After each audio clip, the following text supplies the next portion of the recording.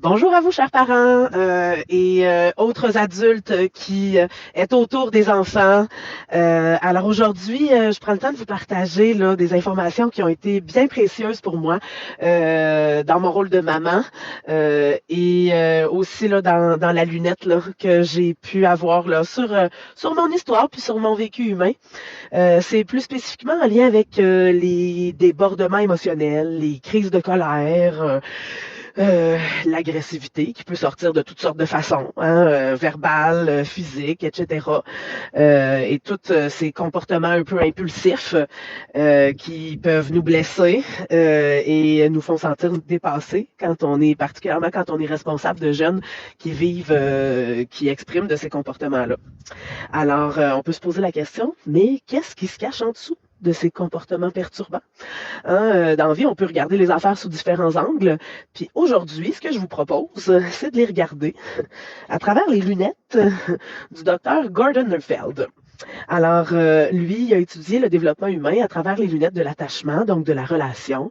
Et puis, il est donc psychologue et professeur retraité là, à l'Université de Colombie-Britannique. Il a fondé un institut de formation.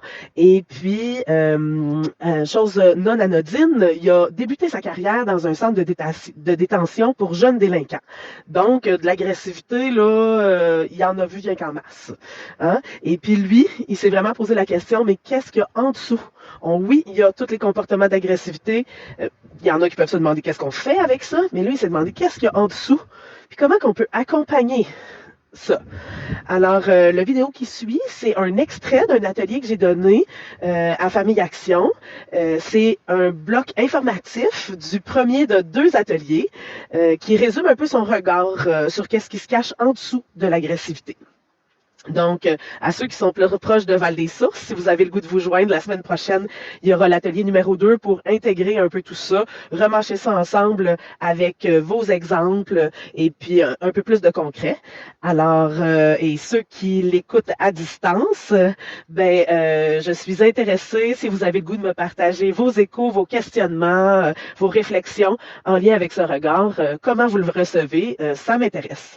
Alors, au plaisir d'avoir de votre écho et puis à bientôt. Merci. Vous allez voir tranquillement, ça va prendre forme. C'est un carrefour giratoire, comme quand on rentre à quelque part puis que, bon, on va prendre une sortie ou l'autre. Là, ici, je vais en faire une petite partie avec vous, puis après ça, je vais vous expliquer plus le global. Mais ici, ce que j'ai le goût qu'on parle, c'est justement les comportements d'agressivité qui sont comme un volcan. Hein? Et puis, qui peuvent prendre toutes sortes de visages différents. Neufeld, il appelle ça des débordements d'énergie d'attaque. L'énergie d'attaque qui est à l'intérieur de nous, à l'intérieur des enfants dont on prend soin, mais à l'intérieur de nous aussi, là. Et puis, donc, j'ai le goût qu'ensemble, on ressorte des exemples qu'on s'est dit tantôt, qui sont des visages de l'agressivité, des visages de l'énergie d'attaque qu'on peut croiser dans notre vie personnelle, familiale ou au-delà de ça. Avez-vous des suggestions? Enragé. Hein? Enragé. Fait que, mettons, il y a des cris avec ça. Hein? Dirais-tu?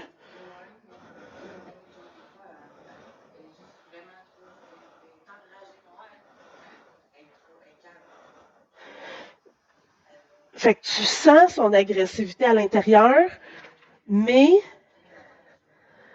fait que c'est comme si elle a comme une tête chercheuse à qu'est-ce qui pourrait faire du mal ou quelque chose comme ça, là, genre. Okay. Fait que une espèce d'intention de faire du mal, là. OK.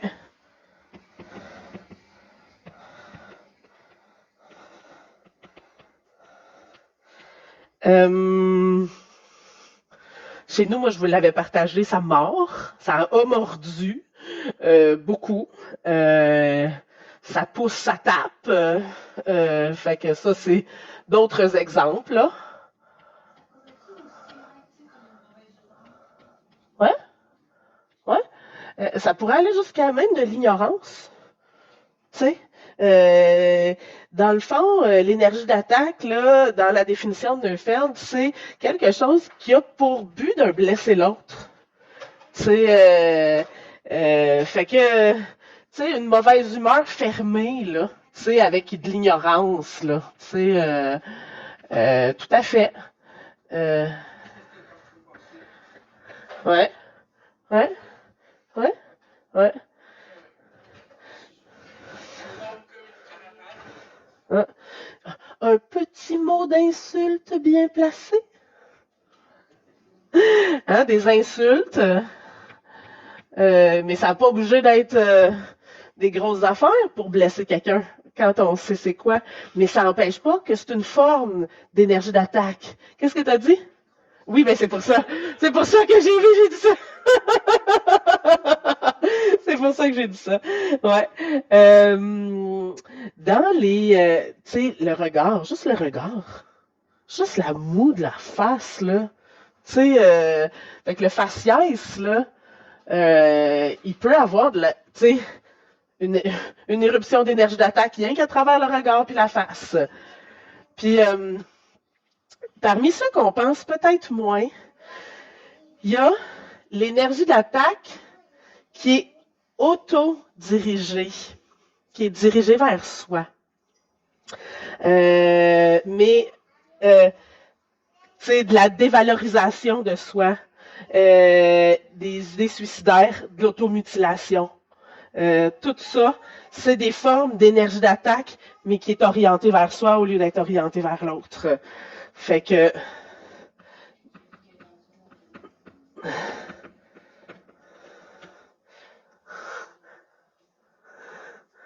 Qu'est-ce qu'il y a?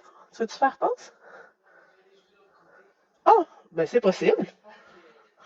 C'est possible. Si tu veux aller jouer dans la petite cuisinette, tu peux y aller. Vas-y.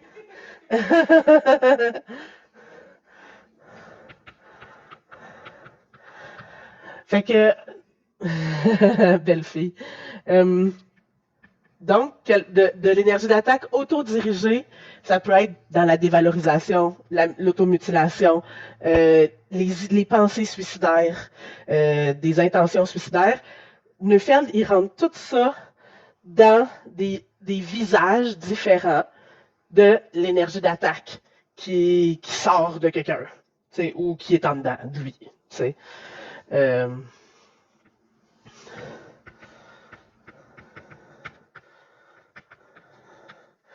Fait que, donc, on a notre petit volcan qui a beaucoup de visages, qui peut prendre beaucoup de visages dans notre quotidien. Et Neufeld, comment il comprend ça, lui? Il comprend ça à travers la lunette de la frustration. Et c'est l'entrée dans le carrefour giratoire, ben, c'est le vécu d'une frustration. La frustration peut prendre aussi beaucoup de visages. Mais pour lui, la définition d'une frustration, c'est quelque chose qui ne marche pas comme j'aimerais.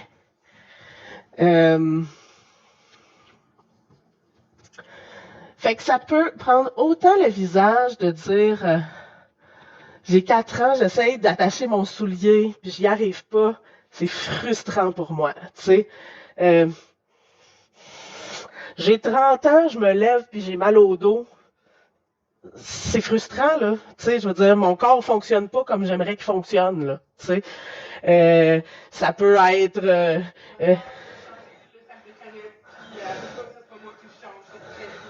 hein? Ça marche pas comme moi je voudrais. Tu sais, mon frère vient de défaire ma tour de bloc. Ben, c'est frustrant. Ma soeur vient chercher des affaires dans ma chambre. Ça m'énerve. C'est frustrant.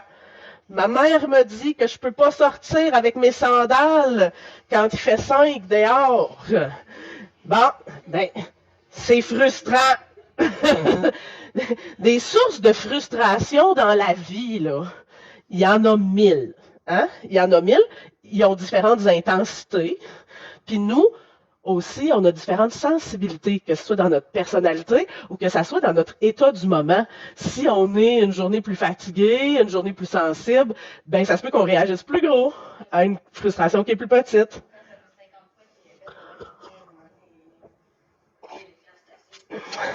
Pour un parent, ça c'est très frustrant.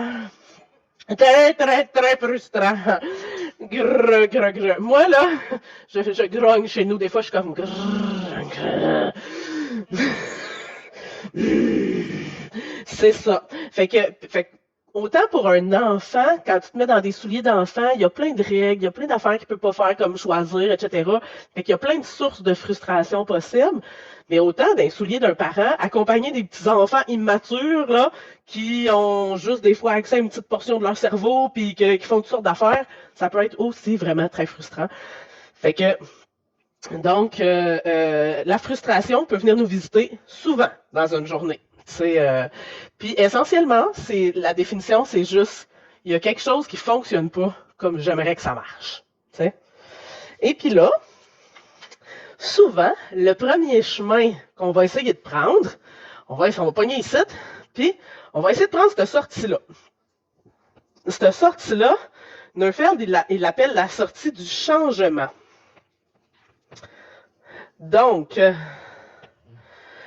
est-ce que je peux changer les choses? OK, il y a une situation X que je trouve frustrante et qui ne marche pas comme je voudrais. Ben, je peux-tu, par une façon ou une autre, finalement, faire changer ce qui ne marche pas pour que ça marche? Pour que ça fasse mon affaire, tu sais?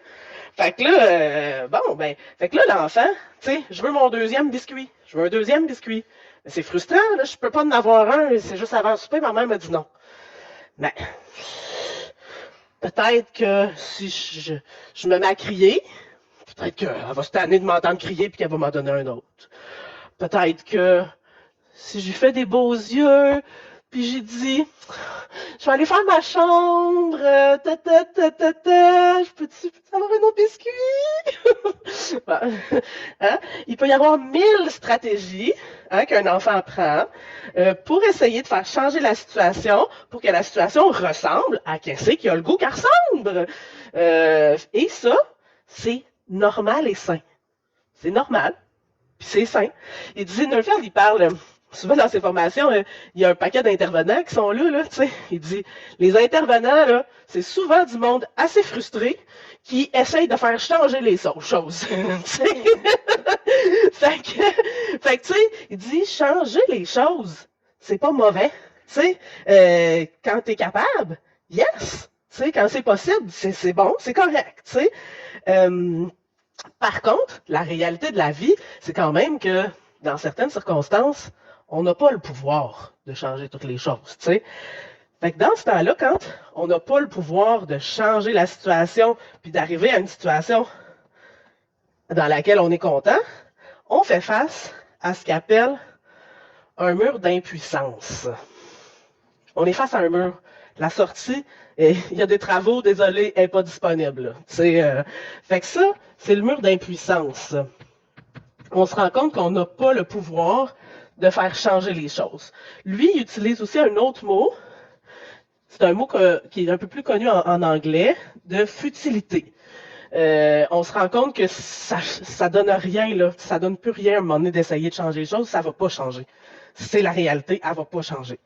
Et des fois, dans notre rôle de parent, on se retrouve à être celui qui place le mur d'impuissance, puis qui dit, malheureusement, mon enfant, ce soir, tu ne l'auras pas, ton deuxième biscuit avant le souper. Puis là, ben, quand on annonce à notre enfant qui est face à une situation qui ne bougera pas, puis qui réalise que le mur, il est vrai, là, ça ne bougera pas. Ouf! Là, lui, ici, il pouvait faire toutes sortes de comportements, que ça soit de la séduction, que ça soit une genre de crise, des cris, des exigences. n'importe quoi là, pour essayer de faire changer les choses, tu sais. Mais là, quand il pogne le mur d'impuissance puis il se rend compte que ça marchera pas, là, mais là, lui, là, c'est une crise, mais c'est une crise de genre, c'est la fin de mon monde. C'est la fin de mon monde, là, c'est comme... Ça, tu sais. Fait que, crise de fin du monde, là, tu sais, parce que c'est comme, si là, il se rend compte que vraiment, ça changera pas. Ça changera pas. Puis là, ça peut être intense. Hein?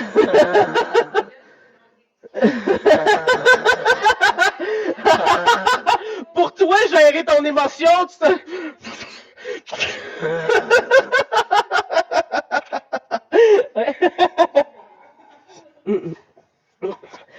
Puis,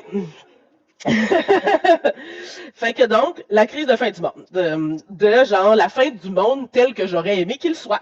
Hein? Fait que c'est ça. Et là, ce petit chemin-là, je vais prendre la chaise, je pense que ça va être plus facile pour moi. Ce petit chemin-là, c'est le chemin de adaptation. OK? Donc, je vais me mettre un peu plus ici pour ne pas vous cacher.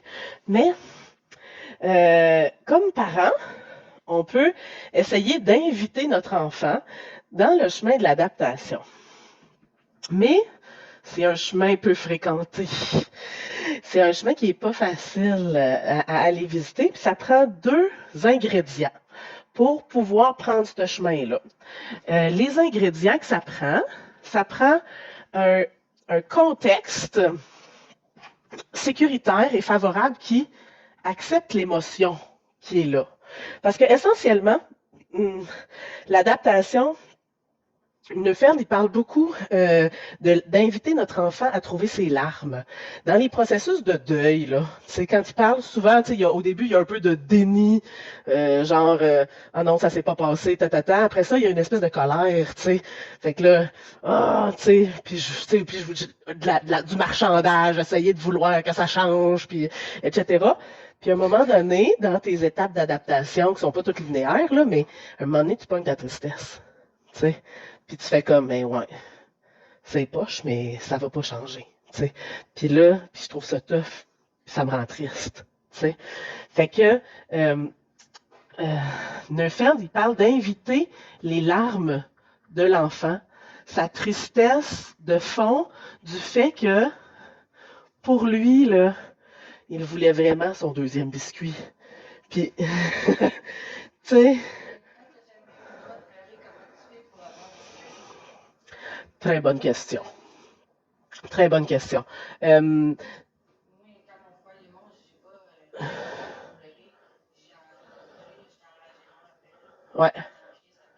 ouais, ouais, ouais, ouais, ouais. Je... Là, toi, tu as 2 questions à garder. Parce que là, je ne vais pas prendre le temps maintenant d'en parler, parce qu'on est en train d'enregistrer pour d'autres, mais quand on va avoir terminé, je t'invite vraiment à la ramener, OK?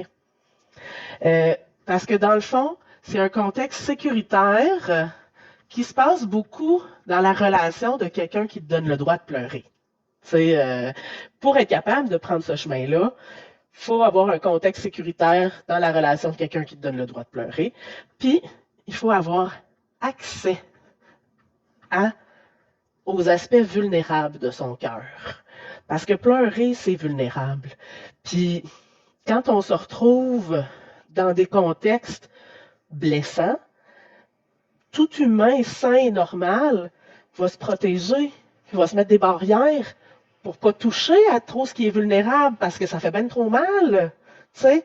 Fait que quand il y a beaucoup, beaucoup de barrières, okay, à cause de notre bagage quelconque, ben c'est beaucoup plus difficile de prendre ce chemin-là. Et c'est vrai aussi pour les enfants. Moi, je l'ai observé chez mon aînée. Mon aînée, là, elle avait beaucoup de barrières. Puis c'était très dur pour elle de prendre ce chemin-là. Moi aussi. Moi aussi. OK? Fait que, ouais.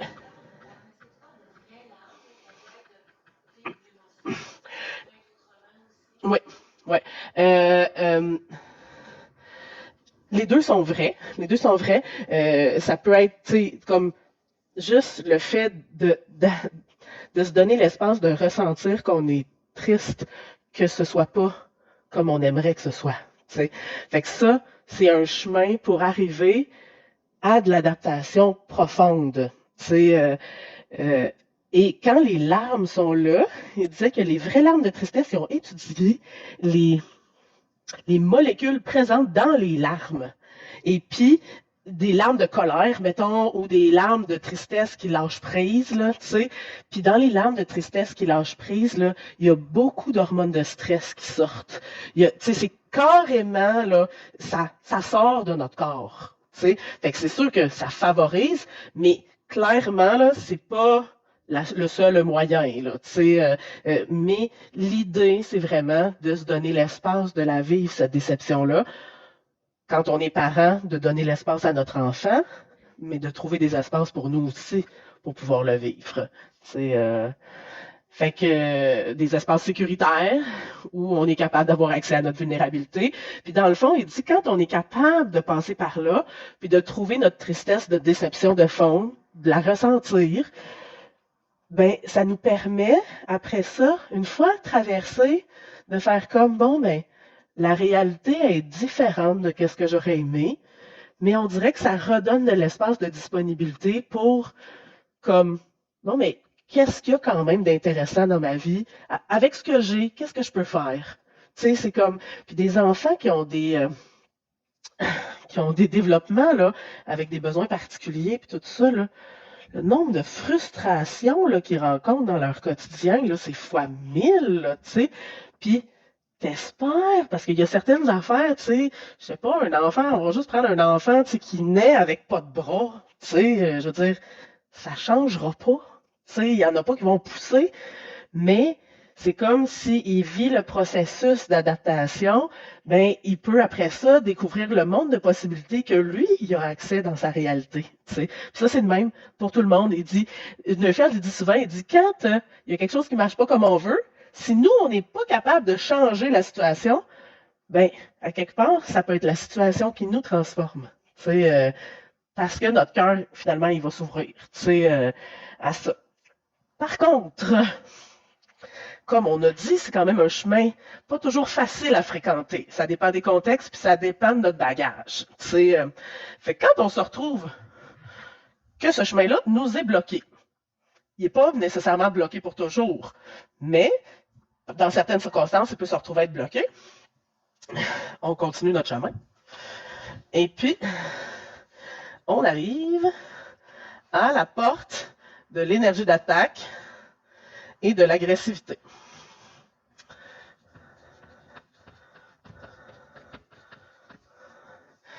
Et puis là,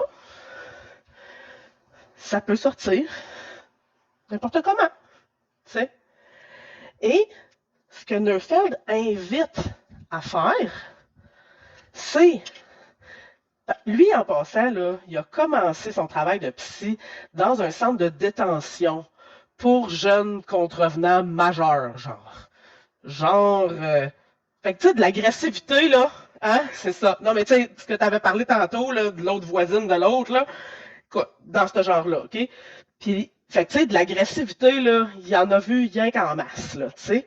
Puis, ce qu'il invite à faire, c'est de regarder l'agressivité, de regarder la personne qui exprime de l'agressivité, non pas comme quelqu'un d'agressif, comme quelqu'un de dangereux, comme quelqu'un qui est complètement, tu sais, qui est comme de le catégoriser agressif, dangereux, impulsif, tu sais, bon, ça n'enlève pas que c'est peut-être dangereux ce qu'il fait, que c'est agressif ce qu'il fait, puis que oui, il peut avoir de l'impulsivité, ça n'enlève pas ça, mais c'est de ne pas identifier la personne à son comportement, tu sais, hein, essentiellement, et puis, mais de plus voir en arrière, puis en dessous du comportement, puis de se dire, qu'est-ce qui ne marche pas dans sa vie à cette personne-là? Hey, Colin Debin, il s'est promené, il a fait 12 familles d'accueil.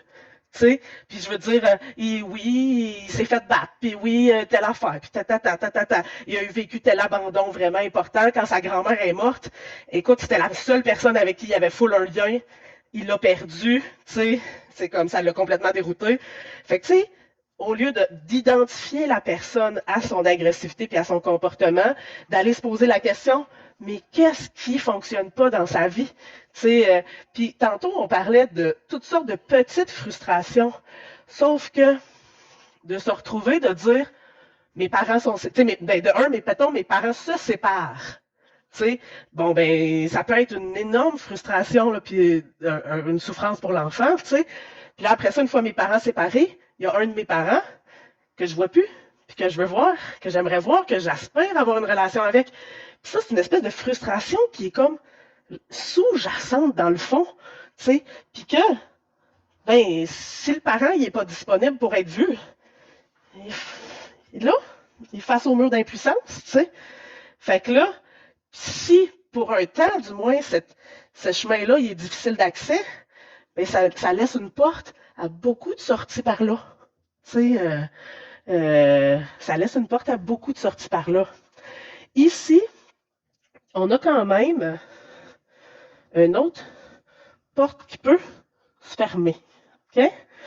Dans le développement normal, régulier, plus on vieillit, plus on mature, plus notre cerveau devient capable de gérer deux choses à la fois. Fait que oui, j'ai peut-être une impulsion d'attaque, mais peut-être qu'en même temps, je vais être capable de me rappeler, quand je fais mal à quelqu'un, je me mets dans le trouble. Tu sais, je vais peut-être me retenir.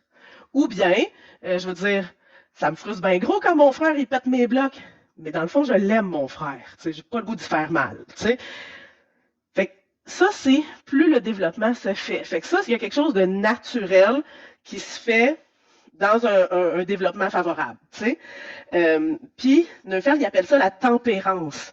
Donc, être capable d'avoir comme quelque chose qui vient contrebalancer notre impulsion du départ. Tu sais. Et puis, sinon, ben aussi, là, je vais me prendre un autre crayon.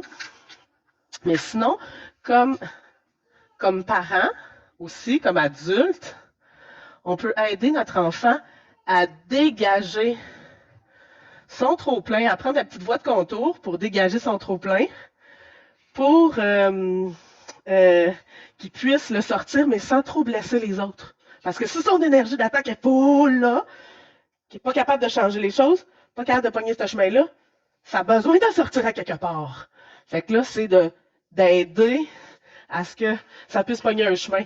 Neufeld, dans les endroits où il a travaillé, il a transformé les salles d'isolement, où il isolait les jeunes en crise, là, en salles du volcan. Et puis, quand les intervenants voyaient que les jeunes étaient bourrés d'énergie d'attaque, il leur disait « Viens, on va aller dans la salle du volcan. Tu vas pouvoir dégager le trop-plein. C'est correct. » Tu sais, au lieu de faire comme « T'es pas correct, t'as un mauvais comportement, t'es pas capable de te gérer. » Ah ouais, en isolement. Tu sais. Fait que c'est ça. Ça change un peu l'approche. Et puis... Fait que je dirais que ça, c'est en gros son regard sur la frustration puis l'agressivité. Puis on va poursuivre plus là, en réflexion ensemble. Donc, pour ceux qui ont écouté, merci beaucoup. Si vous avez des questions ou des commentaires, n'hésitez pas à m'en faire part. Merci. Salut! Alors pour terminer, je vous fais un petit bonus, un gros plan du dessin merveilleux que j'ai fait pendant l'atelier. On voit donc l'entrée dans le carrefour giratoire par la frustration, le vécu de la frustration, qui est quelque chose qui fonctionne pas dans notre vie comme on aimerait.